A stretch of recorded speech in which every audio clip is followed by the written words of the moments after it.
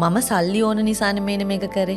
මම නිශ්ශබ්දව අවුරුදු 2ක් විතර වැඩ කළා තියෙනවා. මට මුදල් අවශ්‍යතාවයක් තිබ්බේ නැහැ. ඔයාට ලොකු අයිඩියා එකක් තිබුණ නැතුවනේ ඔයා ස්ටාර්ට් කරේ. අලුත් ව්‍යාපාරයක් කරන කෙනෙක්ට. එහෙම පටන් ගන්න එක හොඳද නැද්ද? මූල්‍යමය තත්ත්වයක් ගොඩක් වෙලාට බලපානවා. මම සල්ලි ඕන නිසානේ මේක කරේ. මට මේක කරන්න ඕන නිසා කරපු දෙයක්. මට මුදල් අවශ්‍යතාවයක් තිබ්බේ නැහැ. මේක මං කරේ මගේ ආසාවට.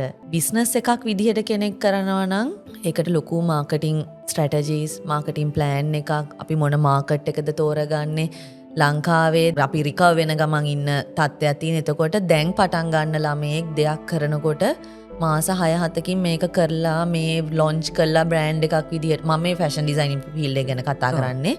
එහෙම නැතුව කඩයක් දාන්න හිතන් ඉන්න කෙනෙක් හරි අපිට තියෙන නිෂ් මාකට් එක හරි මාස් මාකට් එක හරි මොකක්ද කියලා අඳුර ගන්න ඕනේ දැන් නම්. දැන් එහෙම නැතුව ඩක් ගාලා පැනලා ඉවර වෙලා දෙයක් කරන්න එහෙනම් Tamanට හොඳ බෑකප් එකක් තියෙන්න ඕනේ සල්ලි වලින්. මේක වරදිද්දි මේකට මෙහෙම දාලා මේක මෙහෙම කරනවා කියලා. මම නිශ්ශබ්දව අවුරුදු 2ක් විතර වැඩ කළා තියෙනවා පුංචිත් එක්ක විතරක්. එතකොට දැන් කෙනෙක්ට අවුරුදු 2ක් මට පුංචි හිටියා ඒ වෙලාවේ කරන්න සල්ලි හම්බුනත් නැතත් අපි මේ දේවල් කොහොම හරි කරගෙන ගියා. දැන් කෙනෙක්ට ඩ්‍රස් මේක කෙනෙක් හයර් කරලා දෙයක් කරනකොට සැලරි දෙන්න හරි රෙන්ට් පේ කරන හරි වගේ දෙයක් කරනකොට දැන් එන ළමයේ ප්ලෑන් එකක් ඇතුව යන්න ඕනේ. අනික අපිට තාක්ෂණය දේවල් ඔය අවුරුදු 9කට කලින් මේ ලෙවල් එකෙන් තිබ්බේ නැහැ. අපිට TikTok තිබ්බේ නැහැ platform. අපිට තිබ්බ එකම platform එක Facebook.